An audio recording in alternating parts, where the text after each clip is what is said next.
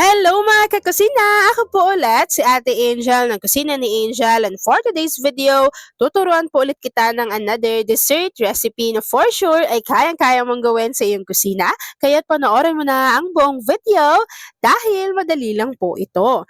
So una dito sa aking lagayan, naglagay lang po tayo dito ng 8 piraso nitong dark chocolate cake bars. So inilagay ko lang yan dyan, tapos po finlatin lang natin ito ng maigi. Kapag na-flatten na natin yan, set aside, gawin na po natin yung ating mixture.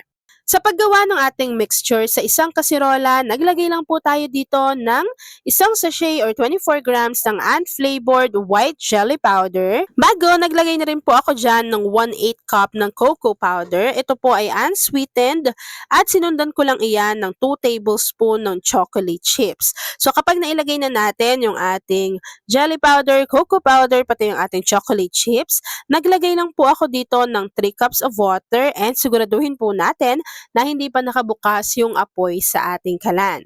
So kapag nailagay na natin yung water, hahaluin lang po natin iyan hanggang sa matunaw yung ating jelly powder pati yung ating cocoa powder. So kapag natunaw na yan, maglalagay na rin po tayo dito ng additional ingredients kagaya ng 1 can or 370 ml ng evaporated milk. Naglagay rin po tayo dito ng 1 can or 390 grams ng condensed milk. At kapag napagsama-sama na natin yan, hahaluin po ulit natin ito ng maigi.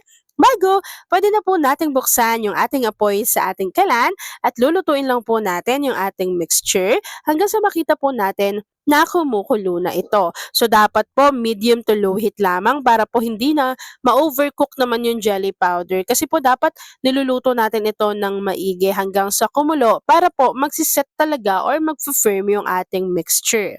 So habang hinihintay natin yan na kumulo, please don't forget to like and follow yung ating Facebook page, Kusina ni Angel. Kung meron ka ring Instagram, paki-follow na rin po ako doon, Kusina ni Angel. And meron na rin po tayong TikTok account. I-search nyo lang yung Kusina ni Angel _official. Ayan, so meron tayo dyang mga series din ng mga videos. At pwede rin po bang mag-request si atin yung Angel na paki-comment sa ating comment box section kung taga saan kayo nanonood, at kung isa ka ding dessert lover, paki-share yung ating video at mag-comment ka na dyan ng Hi Ate Angel! At ayan na nga mga kakasina, kapag kumukulo na po yung ating mixture, off lang natin yung ating apoy sa ating kalan at direct na po natin agad itong isasalin doon sa lagayan natin na merong mga cake bars. At kapag naisalin na po natin yan dyan, hihintayin lang po natin tong mag-set, mag-firm, and then after po nun, ipapakita ko na sa inyo kung ano yung natapos nating easy dessert recipe. At ayan na nga mga kakusina, nag-set na or nag-firm na yung ating recipe, kaya naman this time, pwede na po natin tong i-enjoy. At ayan na nga mga kakusina, tapos na po ang ating Choco Jelly Rough Cake. Kung nagustuhan mo yung ating video, please like and share this video. At kung hindi ka pa nakakapag-subscribe sa aking YouTube channel na Kusina ni Angel, please click subscribe button, click mo na yung notification bell, click all para lagi kang updated sa bawat ina-upload kong mga videos. Yan lang mga kakasina. Thanks for watching and enjoy this video.